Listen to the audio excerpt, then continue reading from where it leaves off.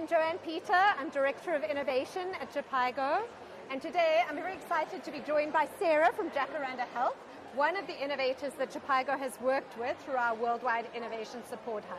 So Sarah, won't you introduce yourself and tell us a little bit about Jacaranda Health? So my name is Sarah Little. I'm the Global Medical Director at Jacaranda Health. We're very excited to be at IMNHC this year. So Jacaranda has a couple of different programs. We support moms and babies, and primarily we support moms through a program called Prompts. We're sending SMS messages that deliver targeted health messaging throughout pregnancy and in the postpartum period. And we also have a nurse mentorship program where we're training frontline providers in emergency obstetric and newborn training. Great.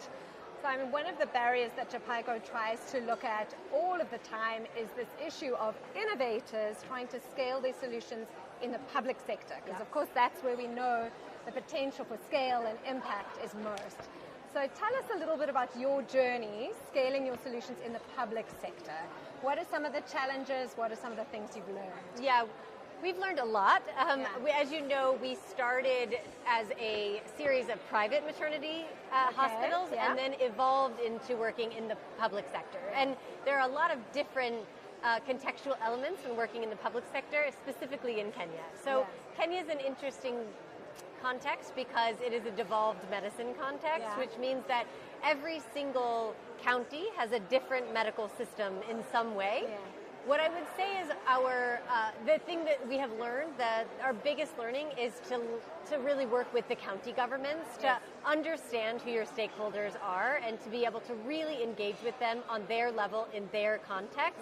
Because especially in Kenya, and I would say a lot of other like-minded countries,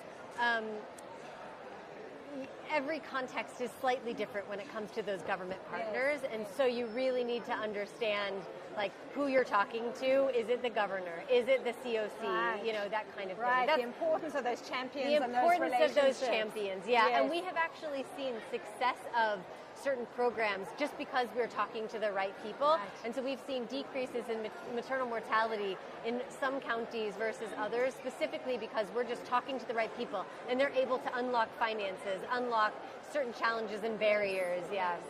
So what advice might you offer to an innovator getting started now, knowing what you know after all your many years in the business? My biggest advice is there will be bottlenecks, but to keep going. Okay. There's so many ways that you can look at a problem, so many different solutions, and I would say in this type of context where there's limited finances, limited resources, you have to be able to look at any given problem with multiple different lenses to try and find solutions.